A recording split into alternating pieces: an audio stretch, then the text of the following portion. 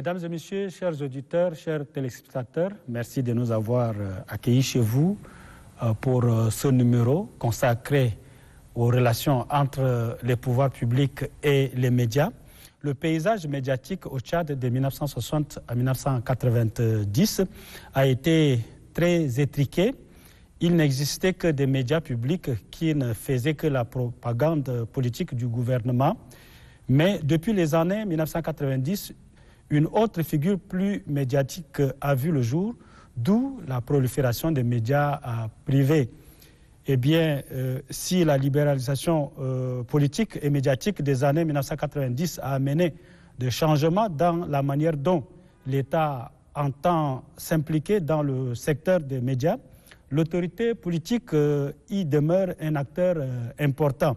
Quel rapport existe-t-il entre ces deux pouvoirs? Quels en sont les fondements juridiques? C'est donc autour de ces questions que nous allons parler du thème rapport médiatique, rapport média-pouvoir public. Et pour débattre de cette question, nous recevons comme invités sur ce plateau 3 invités de marque, des journalistes et juristes. À ma gauche, nous avons Abbas Mahmoud Tahir, il est le président de l'Union des journalistes tchadiens, UJT. Merci d'avoir accepté de venir participer à cette émission. Merci, M. Zoutani.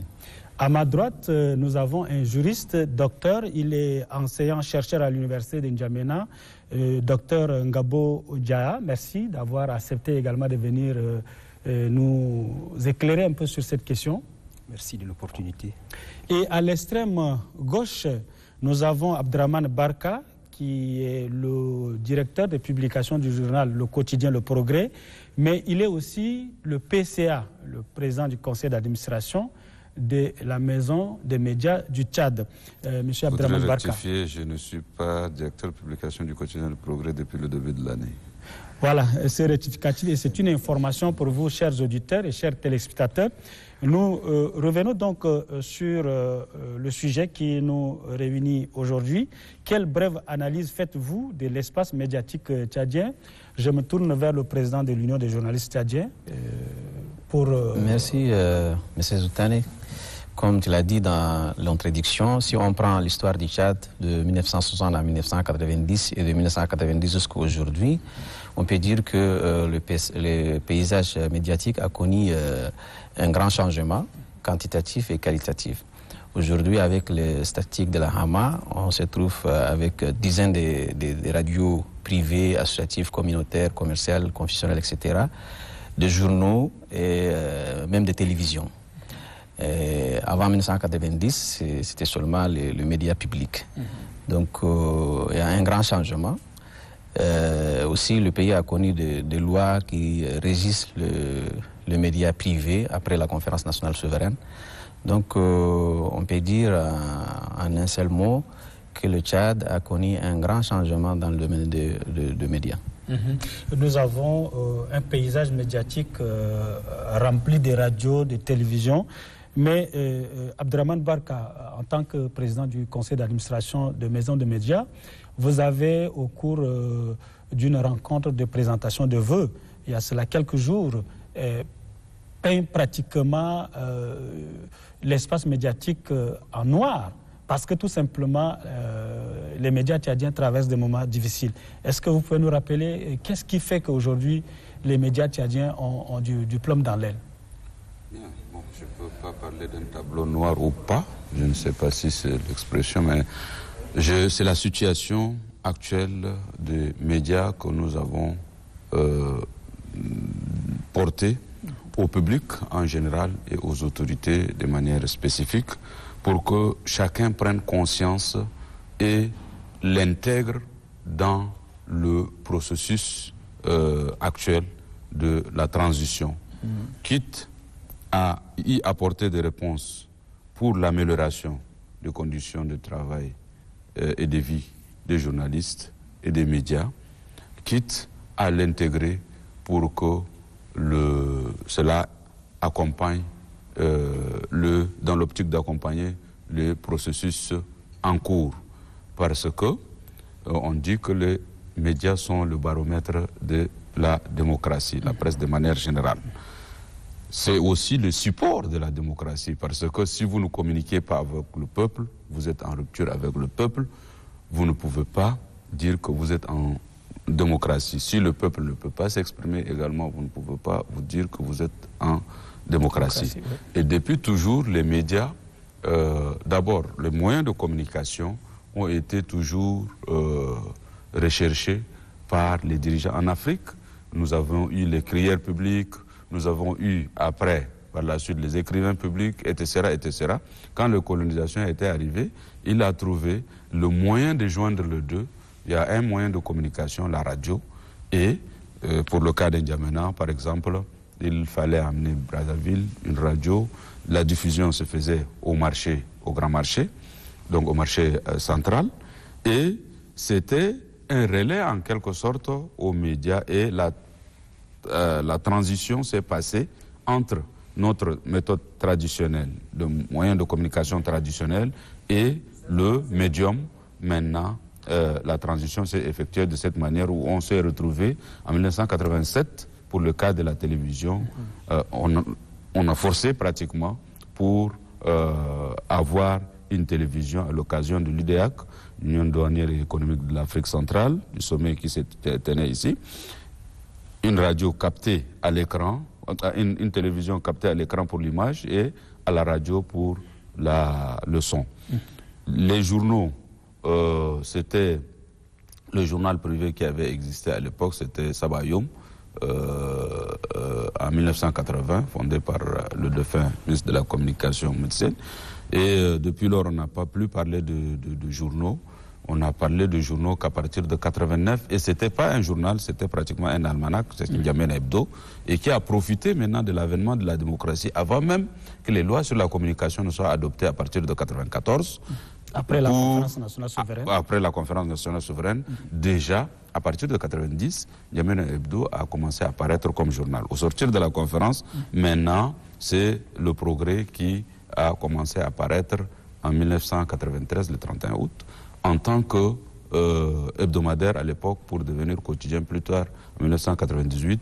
Aujourd'hui, un deuxième quotidien qui s'est adjoint, c'est le Sahel. C'est le Sahel.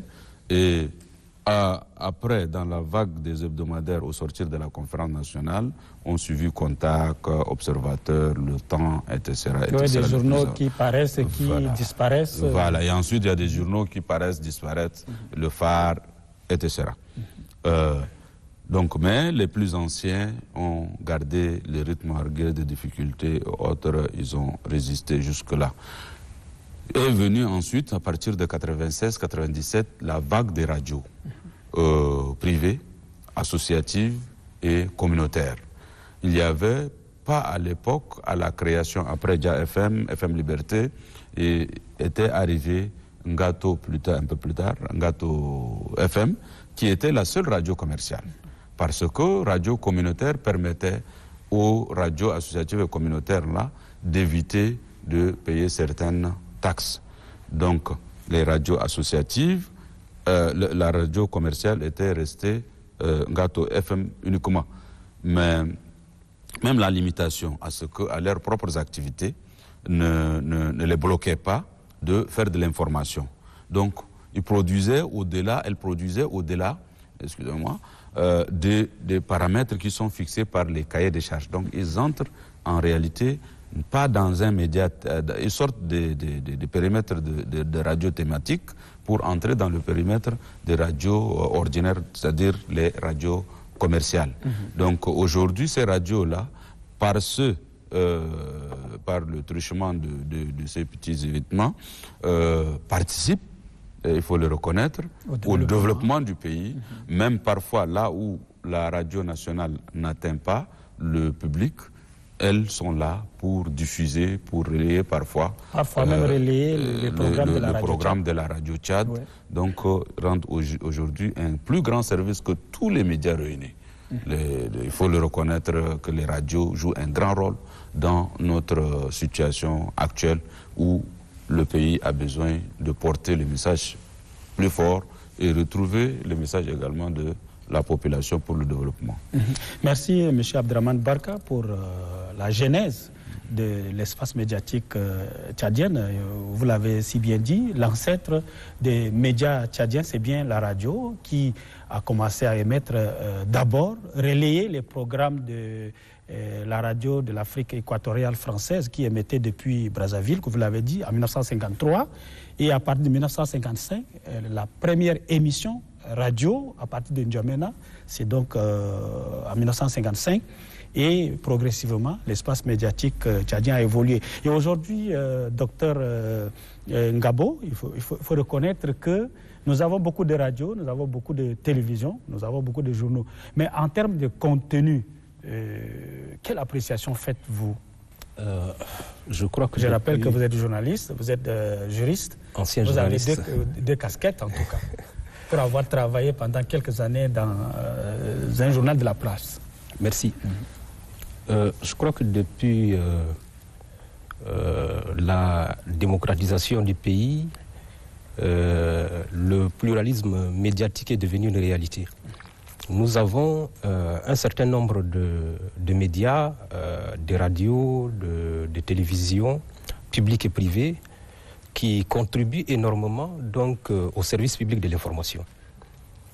Il faut le dire, ça permet de traduire dans la réalité la liberté d'expression qui est une liberté fondamentale, une liberté constitutionnelle reconnue comme telle et qui se manifeste à travers donc, le travail des médias et l'activité que mènent les journalistes pour informer la population, pour sensibiliser, pour éduquer et contribuer d'une certaine façon au développement de notre pays. Le Tchad est riche parce qu'aujourd'hui, on a la possibilité de s'exprimer dans ces différents médias de tous les bords possibles qui offrent un espace pour un débat public comme on le fait aujourd'hui. Et donc ça permet aux acteurs de développement, aux acteurs de tous bords, de pouvoir émettre des opinions. Le problème qui se pose généralement, c'est le problème de l'accès aux sources de l'information. Que ce soit des sources institutionnelles qui, normalement, ne devraient pas poser problème. Il y a aussi la question de la sécurité des journalistes eux-mêmes. Parce que dans le rapport qu'entretiennent les pouvoirs publics et les médias, c'est vrai que nous allons revenir là-dessus, il est important que dans le cadre de la mise en place de l'élément législatif qui va permettre aux médias de fonctionner, qui va permettre aux journalistes de faire correctement leur travail, il faudra donc accompagner cette activité, parce que les textes seuls ne suffisent pas. Et si les journalistes n'ont pas accès à de vraies sources d'information, ça peut limiter la qualité de l'information qu'ils vont produire en destination des populations. Et je crois que le gouvernement n'a aucun intérêt à vouloir restreindre l'accès à ces sources-là. Donc il est du devoir du gouvernement de faire en sorte que les journalistes fassent normalement le travail en créant les conditions. Je crois qu'aujourd'hui, ce n'est pas souvent le cas. Même pour nous, enseignants, j'ai été un ancien journaliste, je sais un peu comment ça fonctionne. Même dans les services de l'État, ce n'est pas évident d'avoir toutes les informations qu'on souhaite. Et là, je pense qu'il y a un effort à faire, parce qu'on ne peut pas imaginer une vraie démocratie sans les médias. Les médias constituent en quelque sorte le pilier dans un État de droit et contribuent énormément donc à la construction même de l'État de droit et surtout de l'affermissement de la cohésion sociale et de l'unité nationale. Et d'ailleurs, vous l'avez souligné, les deux intervenants l'ont bien souligné, les premiers médias comme la radio ont contribué à la construction de l'unité nationale dans les pays africains, essentiellement au Tchad. Et donc c'est un plus. Je pense qu'il faut maintenir le cap et faire en sorte que l'on puisse améliorer ce qu'on est en train de faire. Voilà. Merci beaucoup, docteur Ngabo. Alors, je me tourne vers le président de l'UJT. Docteur Ngabo a relevé tout à l'heure le problème de l'accès aux sources de l'information. C'est un problème réel qui a été relevé d'ailleurs par M. Abdraman Barka dans son intervention il y a cela quelques jours. Alors, pourquoi il y a cette restriction? Pourquoi à chaque fois les journalistes n'arrivent pas à accéder aux informations? Est-ce que cela prouve qu'il y a un manque de volonté ou les pouvoirs publics cachent quelque chose aux journalistes? Qu'est-ce qui se passe exactement? Oui, parce que moi je pense que par mes connaissances, par exemple, des rôles de journaliste, il y en a qui pensent qui confondent d'ailleurs le rôle d'un journaliste avec le rôle d'un agent de renseignement. Il pense que s'il donne, par exemple, l'information aux journalistes, ça va leur coûter de préjudice. Oui, quand les informations sont publiées, voilà. Ça va, surtout quand les gens occupent des postes de responsabilité. Exactement. Donc, il y a ces problèmes-là. Mais je pense qu'il est dans l'intérêt général que les journalistes aient l'accès à l'information, puisque faute d'avoir accès à l'information, ils cherchent des rumeurs, fake news, etc. pour publier. Donc, dans l'intérêt que ce soit du pouvoir public ou de la population, de donner l'information fiable, vérifiée et vérifiable aux hommes et femmes des médias pour informer le public. C'est pourquoi nous avons organisé l'année passée, à l'occasion de la Journée internationale de l'accès universel à l'information, une conférence débat au CEFOT, avec la participation de la HAMA, du ministère de la Communication et les journalistes pour débattre de cette question. Et des recommandations ont été faites pour rendre accessible l'information aux journalistes. Et c'est très important. Et en dehors de ce problème d'accès aux sources d'information, nous avons également les réels problèmes d'ordre économique. Et ça amène les journalistes également à ne pas, les médias à ne pas assumer leur rôle comme il se doit. Monsieur le Président du PCA. Avant de revenir à la viabilité économique des médias, je voudrais aborder d'abord, compléter pour le cas de l'accès aux sources d'information, la loi portant un régime de la presse écrite et des communications électroniques, en son article 49, précise que le journaliste est libre à libre accès aux sources d'information. Et il a le droit d'enquêter sur les faits, tous les faits qui conditionnent la vie publique, sauf respect de son code d'éthique et de la déontologie. Il n'y a pas d'élément de contrainte. Il n'y a pas un élément qui dise que la HAMA, par exemple, peut s'en occuper si le journaliste n'a pas accès à l'information. Il n'y a pas de sanction au refus d'accès aux sources d'information. Là, cela fait partie des éléments à relever. Maintenant, de manière pratique, tout est dans l'esprit des uns et des autres. C'est pour des raisons, comme évoqué tout à l'heure, personnelles, en réalité, que les gens évitent parfois de donner l'information pour leur petite tête. Ce n'est pas pour l'État, parce que les conditions pour accéder à certaines informations, par exemple militaires et autres, sont déterminées par la même loi. Donc, si le journaliste va vers les autorités militaires ou autres avec des informations militaires, sécuritaires et autres, il sait à qui s'adresser et comment s'adresser. Le problème de crainte entre le journaliste et ceux qui doivent lui donner l'information généralement, c'est un problème de confiance. L'autre craint qu'il lui fasse du mal, celui-là, il pense que l'autre lui refuse des informations parce qu'il a peur de lui. Et dans cette confusion-là, est intervenu maintenant ce qu'on appelle les journalistes d'intervention rapide. Au Cameroun, on les a appelés les cow-boys, etc., les pistoleros, tirent mettent la main sur la gâchette, ils tirent, ils repartent, parfois ils disparaissent, ils réapparaissent quand il y a les moyens. Donc, ceux-là ont davantage creusé le fossé parce qu'ils monnaient les articles.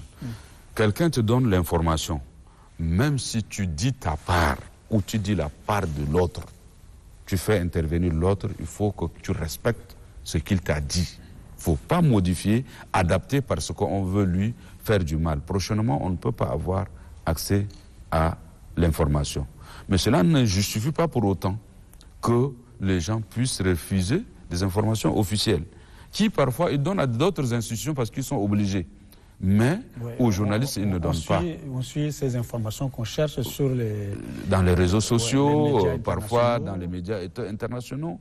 Mais en quoi cela peut gêner? Il y a des gens courageux qui vous donnent sans problème parce qu'ils ne se reprochent rien. Mais quand on se reproche rien, même si on se reproche quelque chose, il faut lui donner l'information, quitte à ce qu'il l'exploite. On donne l'information qu'on a, on se défend s'il nous pose la question.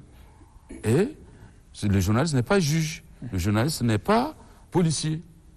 Donc, il s'arrête à l'enquête journalistique. C'est là où je voudrais ouvrir cette parenthèse pour dire l'histoire de journaliste d'investigation.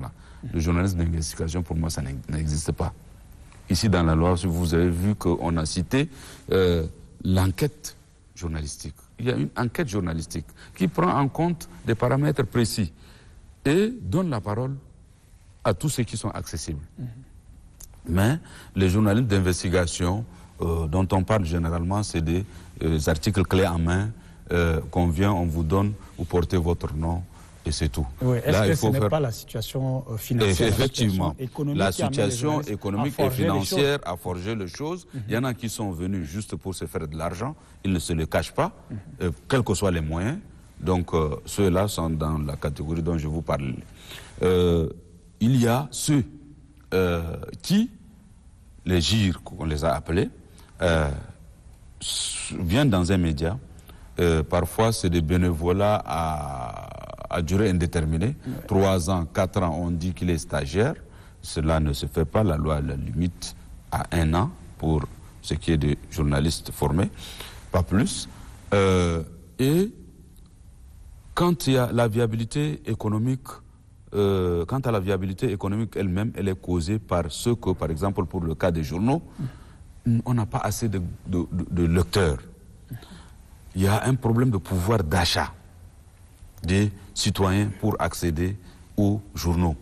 Une seule personne lit, elle donne à l'autre, etc. Vous allez trouver que 5-6 personnes, au lieu d'acheter un journal à 500 francs, à 200 francs, etc., c'est 10 personnes qui vont lire le même journal. Donc, c'est la cause également de manque à gagner pour les journaux. Il y a ceux qui photocopient pour vendre parce qu'il y a des besoins. Il y en a qui veulent acheter, mais ils ne peuvent pas. Donc, quand on photocopie, on leur vend à 50 francs, ils achètent. Oui. Donc, la viabilité économique, les journaux ne peuvent pas, aujourd'hui, en grande partie, il y en a qui peuvent y accéder, mais en grande partie, les journaux ne peuvent pas vivre par la vente.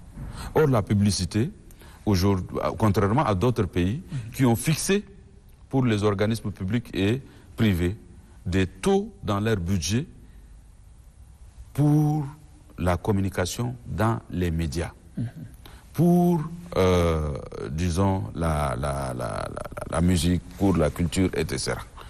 Mais principalement pour la communication dans les médias, généralement, c'est autour de 5%.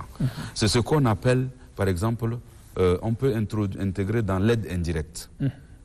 Il y a la possibilité pour l'État de dire, je n'ai pas les moyens cette année, mais si vous arrivez à avoir la publicité que j'ai fixée à 5% du budget de chaque entité économique, je peux vous rabattre, je peux vous laisser céder la TVA.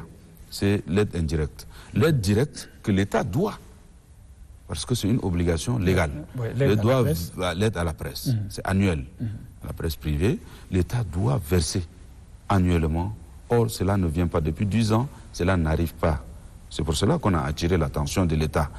Et, malheureusement, ce montant, actuellement, proportionnellement, vous avez 4 vingtaines de radios, une quarantaine de journaux, 5 télévisions privées, et il y a d'autres qui sont en création actuellement. Donc, on a augmenté maintenant à 150 millions, mais cela ne suffira pas du tout. Autant peut-être prendre en charge directement le coût d'impression, autant détaxer les intrants. L'aide indirecte est plus profitable que l'aide directe. Ces médias, s'ils ne se maintiennent pas, ils sont obligés de laisser traîner les journalistes et les journalistes vont quémander pour pouvoir porter le message. Et là, il y a un dysfonctionnement de l'information qui dépendra de la pression économique que l'intéressé a sur le rapport économique avec son rapport économique avec ou financier avec le journaliste. Je te donne de l'argent, tu n'as pas publié ou tu n'as pas diffusé mon article, pourquoi? Tu es assez petit ou c'est grand, etc. Donc, s'il donne plus d'argent, il va être regardant. Et là, contrairement à la déontologie et à l'éthique, cela influence sur le travail du journaliste. Et malheureusement, on serait en train de ne pas faire du tout du journalisme. Voilà. Et votre dernière phrase m'amène à reformuler la question et rebondir sur le lien qui existe entre l'état de pauvreté des journalistes et le non-respect de l'éthique et de déontologie de ce métier. Docteur Ngabo. Voilà. Je pense qu'il faut regarder le problème sous différents angles. D'abord, il y a ce problème d'encadrement juridique, la législation que l'État met en place pour faciliter l'activité des médias et pour encadrer leur fonctionnement. Mais il y a aussi la faiblesse économique de nos organes de presse qui n'ont pas les moyens de pouvoir assurer correctement le fonctionnement de leur service et de payer un salaire acceptable aux journalistes qui font ce travail difficile. De qualité qui préfèrent se débrouiller ailleurs. Exactement. Au-delà de l'engagement du journaliste, au-delà de l'existence des codes d'éthique et de déontologie que le président vient d'évoquer tout à l'heure, le directeur de la maison des médias, oui. Oui, le président du conseil d'administration. Exactement. Il y a là, ce sont en réalité des codes moraux. C'est-à-dire, c'est un ensemble de règles à l'intérieur de la profession pour permettre aux journalistes d'avoir de bons comportements et de faire normalement leur travail. Donc, ça ne se termine pas par des sanctions. Par contre, dans la législation prévue par l'État, lorsqu'il y a des dérapages, il y a des infractions par voie de presse, il y a des sanctions. Mais il faut reconnaître qu'il est difficile de pouvoir faire ce travail qui est exigeant avec très peu de moyens. C'est vrai que des volontés existent. Mais lorsque le journaliste n'est pas correctement payé, lorsqu'il n'a peut-être même pas de salaire, on parlait tout à l'heure des gens qui travaillent pendant des mois, des années et qui n'ont pas un salaire fixe. Ouais. Ça aussi, ça contribue à détériorer la qualité de leur travail.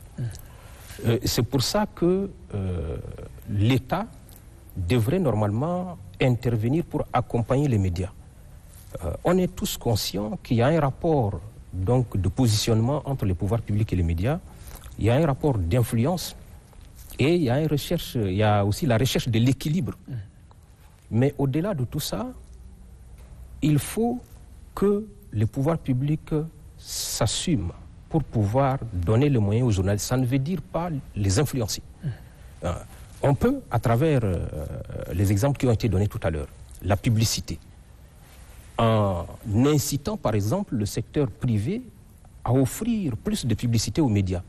Parce que les médias n'ont pas d'autres revenus en dehors des publicités et en dehors de la vente par exemple de leurs produits. Or, cela ne suffit pas. Parce qu'en réalité, jusqu'aujourd'hui, je ne sais même pas comment les journaux par exemple font pour vivre. Ouais. Parce que vous produisez aujourd'hui 6 000 exemplaires, vous n'arrivez même pas à vendre 1000. Il faut payer les agents, il faut assurer le fonctionnement, etc. Et ça coûte beaucoup d'argent et pourtant ils n'ont pas ces moyens. Ouais. Et donc ça veut dire que les gens font un peu du sacerdoce.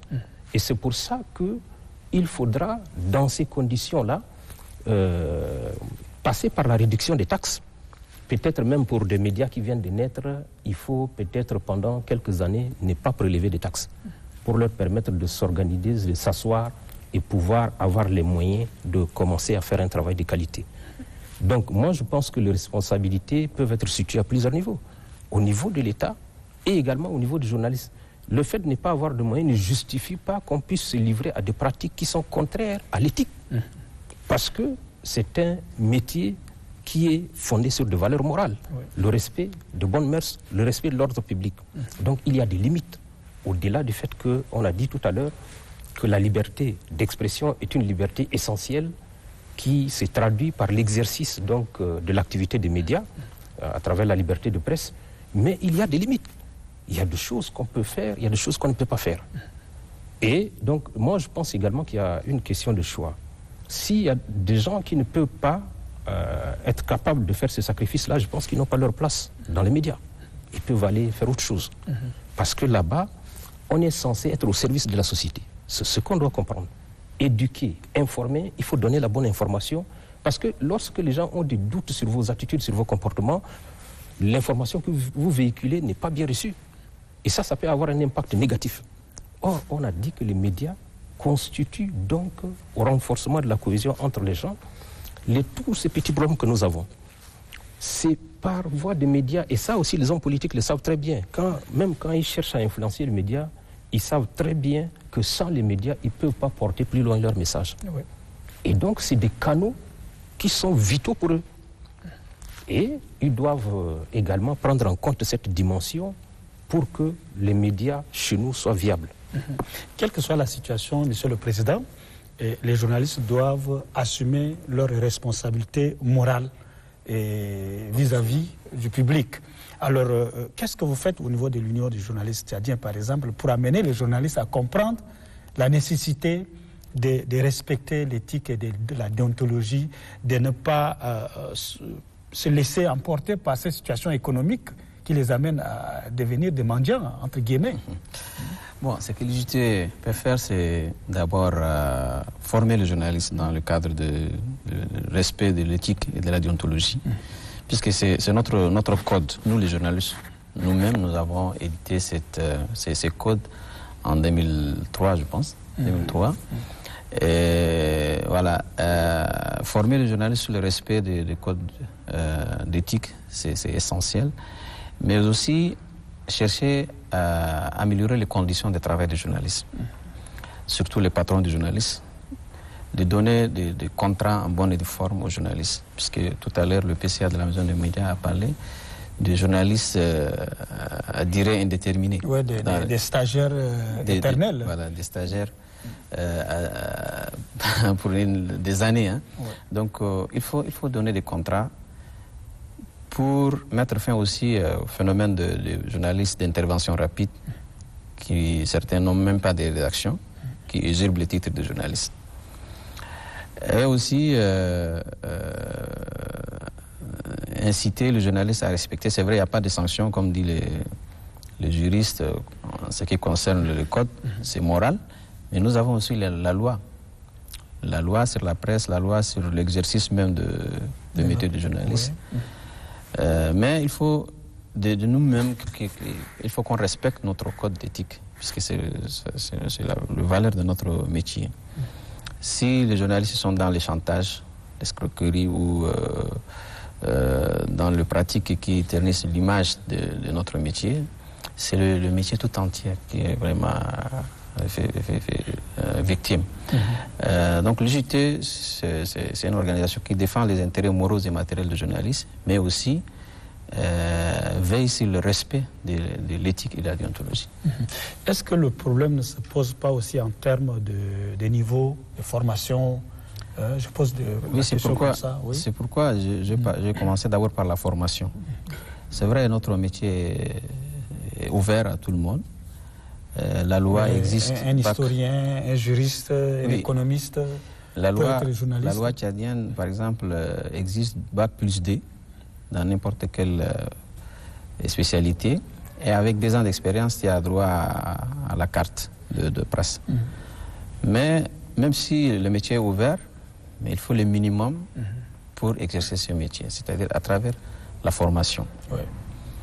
La formation, c'est l'organe de presse peut organiser des formations, les organisations professionnelles, mais aussi l'État doit nous aider à former le journaliste. Un journaliste non formé ou mal formé, c'est un danger public. C'est pourquoi, à chaque fois, nos assises, nos recommandations, on exige la professionnalisation des journalistes pour éviter ce genre de comportements. Et au niveau des maisons de médias, je pense que c'est la même chose, c'est le même objectif qu'on cherche à atteindre. C'est l'objectif parce que c'est le lieu de rencontre de journalistes, de mobilisation, de sensibilisation en faveur des médias, centre d'information, de formation, de recherche, de recyclage. Malheureusement, c'est la mission qui n'a pas de moyens dans des conditions difficiles. Voilà, qui n'a pas de moyens pour réaliser sa Et là mission. également, il faut que dans le rapport qui existe entre les pouvoirs publics et la presse, Et il faut que le gouvernement s'assume. Effectivement. Donc, c'est les principales, les organisations en fait qui ont d'existence légale, y compris l'UJT, qui la compose. La formation, c'est un élément essentiel. Je me rappelle qu'en tant que formateur, nous avons, au sortir de notre formation de formateur, en 2002-2003, nous avons, grâce à l'appui du projet GRET, formé une vague, même pendant notre formation de cobaye, formé des vagues de journalistes sur différents modules. Il y a eu une amélioration, mais 2 ans, 3 ans après, nous sommes retombés parce que ceux qui étaient là étaient partis ailleurs. Donc, c'est une autre vague qu'il fallait former. Nous n'avons pas eu cette chance-là de le faire. Donc, c'est des formations parcellaires et généralement, c'est des organismes qui initient et c'est sur la base, je peux dire, le plat juste, c'est consacré à la loi. Si c'est l'autre, c'est consacré. Donc, et ce n'est pas consacré à la loi portant régime de presse ou les lois sur la communication de manière générale pour que cela puisse porter plus loin. Et quand c'est le cas, c'est peut-être un seul atelier et c'est fini. Ce n'est pas tout le monde qui participe à l'atelier. Or, à la différence de la formation du projet GRET, financé par l'Union européenne et un peu l'ambassade de France à 20%, c'était des modules précis, reportages, compte rendu, interview, etc., etc. Les rédactions envoient leurs reporters. Donc le processus de collecte, de traitement de l'information et de diffusion de l'information. Ouais. Donc, cette rupture-là coïncidait avec, même y compris dans les médias publics, coïncidait avec les départs successifs. Quand on trouve mieux, on s'en va. Il y a eu une rupture, même d'encadrement dans les médias publics. Les gens sont partis dans des organismes quand il y a eu ces besoins-là qui s'est exprimé. Il fallait aller combler de l'autre côté tout en s'épanouissant. Mais entre-temps, des vides ont été laissés et il n'y a pas eu de grand encadrement. Donc ce sont ceux qui sont arrivés en stage, ils se sont eux-mêmes efforcés pour la plupart dans l'encadrement et pour venir ensuite prendre en main leurs cadets qui viennent après. Donc vous avez vécu l'expérience vous-même. Oui. Nous, au niveau je voudrais d'abord rappeler que le code d'éthique et de la déontologie désormais, qui est un élément, l'autre intègre la loi. Quand j'ai cité tout à l'heure l'article 49 pour l'accès aux sources d'information, il intègre la loi. Donc aujourd'hui, le journaliste est jugé par son propre texte, à la base. Si tu injuries, voilà, on te dit tu as violé. Et les sanctions maintenant, c'est variable, généralement de 100 000 à 1 million ou un peu plus, mais c'est là où la main est un peu lourde parce qu'on a demandé ce qu'on a appelé dépénalisation des délits de presse, que le journaliste, pour certaines, pour la diffamation par exemple, essentiellement, ne partent pas en prison. En contrepartie, la compensation a été lourde parce qu'il doit payer une forte amende. Pour ramener les journalistes et les médias à respecter la profession, en particulier les patrons de presse. Je suis le président en même temps de la Commission nationale de la carte d'identité du journaliste professionnel et nous avons dit, quelle que soit la formation, si quelqu'un n'a pas le SMIC, il ne peut pas avoir accès en tant que journaliste professionnel. Il peut être pigiste, mais on ne peut pas accepter. Ça n'a pas été fixé par la loi, mais la Commission souverainement a décidé que si la personne n'a pas le SMIC, elle ne peut pas accéder au titre de journaliste professionnel. Donc, là, vous avez placé également des garde-fous un peu partout pour éviter que la carte de la presse se retrouve un peu partout et qu'on utilise les journalistes sans les payer normalement. Si on veut que... Parce que ce que les gens ignorent, on dit que votre qualité de journaliste professionnel est attestée par la détention de cette carte. La personne peut vous refuser l'accès aux sources d'information parce que vous n'êtes pas journaliste professionnel. Vous n'avez pas cette carte. C'est cette carte-là qui atteste que vous êtes journaliste. Vous ne l'avez pas.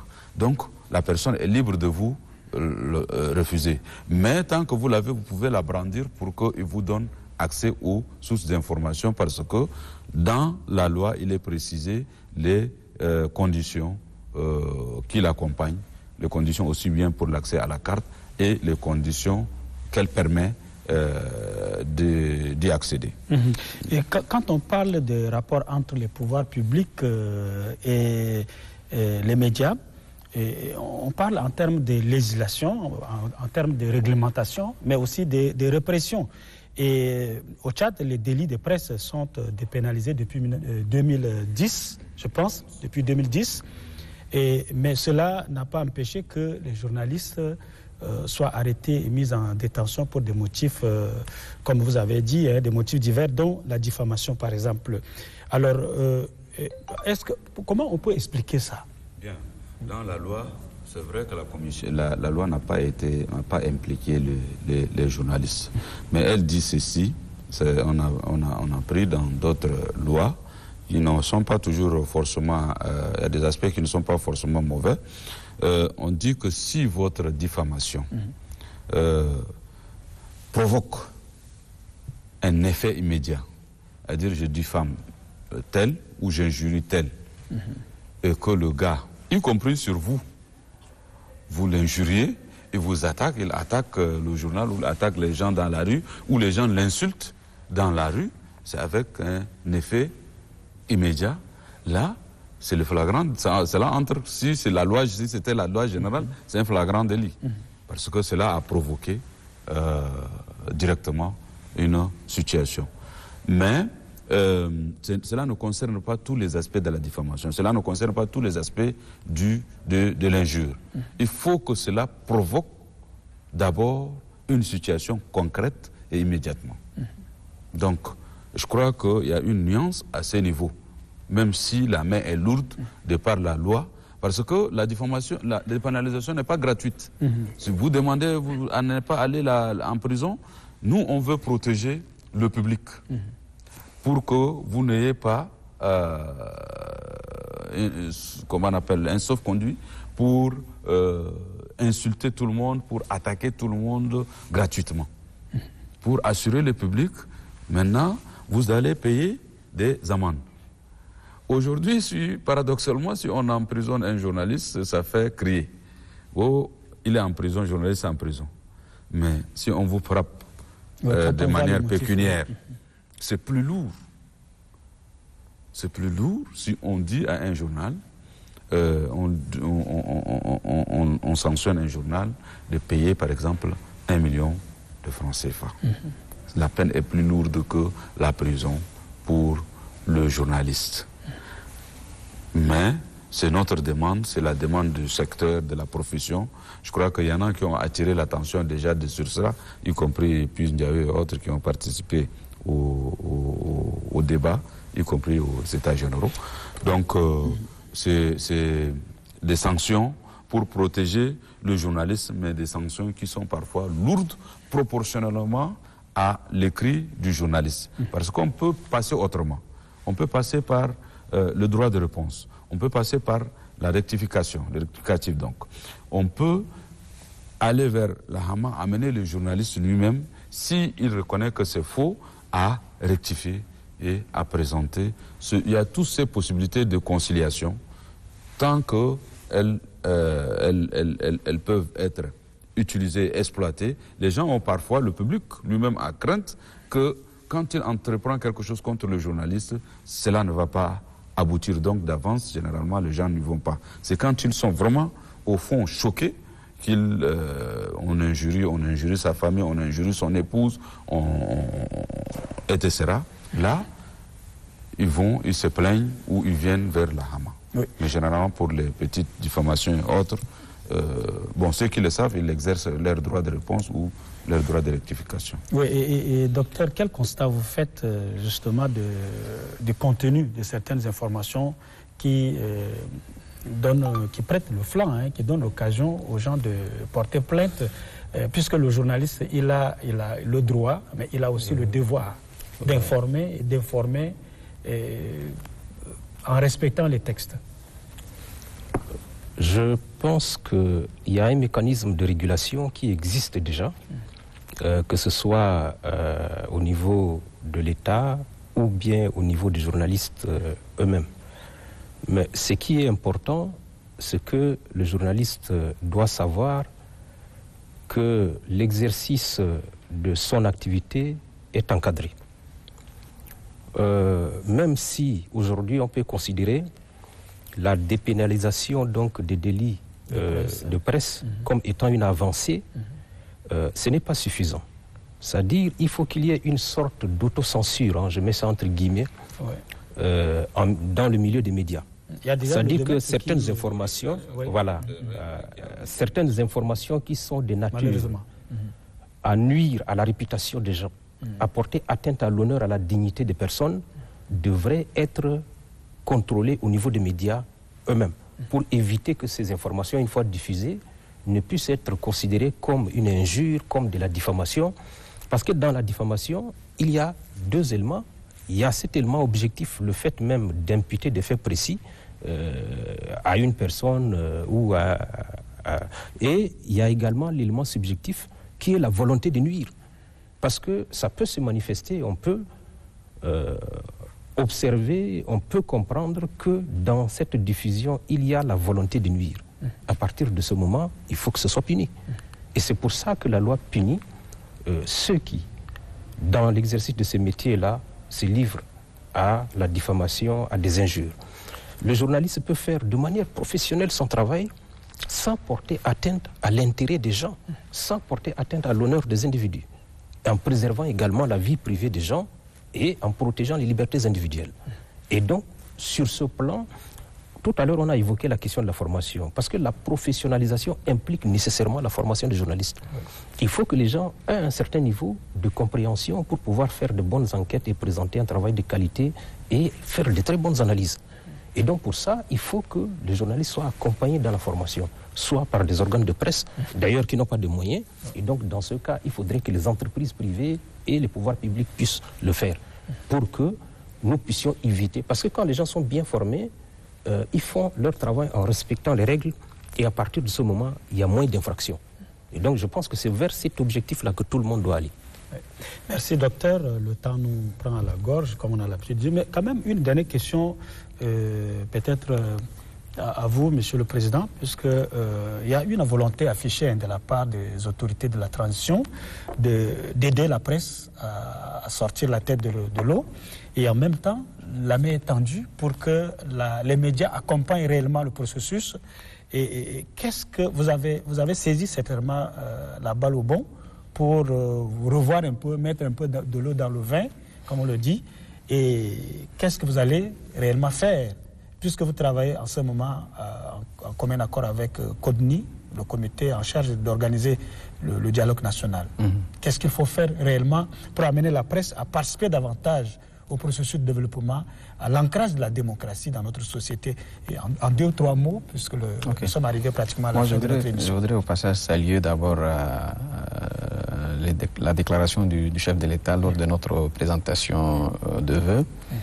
Il nous a rassurés et nous a demandé d'accompagner le gouvernement pour réussir cette transition politique. Et il a donné aussi des promesses pour décanter la situation de la maison des médias, l'accès à l'information et l'aide à la presse, etc. etc. Je pense que ces genres d'initiatives vont aider le média à contribuer efficacement dans le processus de dialogue entamé par les autorités. Mais aussi, il faut aller au-delà, améliorer les conditions de travail des journalistes et leur permettre d'être pas seulement des reporters des événements, mais aussi d'acteurs. C'est-à-dire le journaliste, son rôle, c'est pas seulement faire la couverture médiatique du dialogue national inclusif, mais de participer activement comme acteur et dans donner, les différentes réflexions, voilà, et donner son point de vue. Faire aussi des soit, suggestions. Exactement, que ce soit sur la forme de l'État, la question de l'unité nationale, la sécurité. Tous les thèmes de dialogue. Oui. Donc, moi, je profite de cette occasion pour demander l'implication à tous les niveaux des hommes et des femmes des médias dans le processus de dialogue, pas seulement dans la couverture médiatique. Et vous avez certainement un message en une phrase à l'endroit des journalistes. Aujourd'hui, nous sommes interpellés, il y a un défi à relever. Voilà, il y a un défi à relever. Il y a toujours dans toute société ceux qui vont évoluer en parallèle à la profession. Il en existera toujours, quels que soient les efforts qu'on aura fournis. Mais à ceux-là qui aiment cette profession, je crois que le respect de notre profession doit commencer par nous-mêmes. Il faut que nous commençons à respecter notre profession. Laisser les bassesses mourir de leur propre poison. Le mensonge ne dure pas. Le mensonge ne peut pas être un objet de commerce. Il ne peut pas être un objet d'information. Il faut que les journalistes se ressaisissent. Et dès qu'ils se seront ressaisis, tous ceux qui évoluent en périphérie, au lieu de rester dans la profession, vont les rejoindre ou vont disparaître. Voilà, les journalistes, historiens du temps moderne, ne doivent pas déformer les faits. Ils doivent dire la vérité, et rien que la vérité. Docteur, je pense que l'essentiel est déjà dit. Mais en un mot, qu'est-ce qu'on attend des journalistes? Vos attentes par rapport aux journalistes en un mot? Je pense que les journalistes sont des acteurs. Sont des acteurs dans notre société, sont des acteurs de développement et ils ont une contribution importante à apporter. Dans le cadre d'un processus comme la transition actuelle, notamment l'organisation du dialogue, il faut que les journalistes et les médias soient étroitement associés pour leur permettre de diffuser l'information à l'endroit des populations. Parce que tout le monde ne peut pas prendre part au dialogue. Et tout le monde peut profiter dès l'instant où les médias sont associés et qu'ils ont la possibilité de livrer des informations à tous les niveaux. Donc moi, je pense que la recommandation qu'on doit faire, c'est de faire en sorte que les pouvoirs publics puissent donner la possibilité aux médias, à tous les médias de tous les bords, de pouvoir assister à cet événement important. Et surtout accéder aux différentes sources d'information pour mieux Donc aussi, on doit contribuer à la refondation de l'État. Ça passe par le canal d'information, par les médias. Merci. Merci beaucoup. Nous aurons l'occasion de revenir une autre fois pour aborder d'autres aspects, notamment l'aspect concernant les médias en ligne. Ça, c'est une réalité de notre époque. Mesdames et messieurs, nous sommes arrivés à la fin de notre émission consacrée au rapport médias-pouvoir public. Merci de nous avoir suivis. Nous rappelons que nous avons reçu comme invité le président de l'Union des journalistes du Tchad, M. Abbas Mahmoud Tahir. Nous avons reçu également Abdraman Barka, le président du conseil d'administration de la maison des médias du Tchad, et Dr Ngabo Djaha, qui est enseignant-chercheur à l'université de N'Djamena. Il était aussi journaliste. Il aimait dire qu'il est ancien journaliste. Merci de nous avoir suivis de bout en bout. Au revoir et nous vous donnons rendez-vous la semaine prochaine.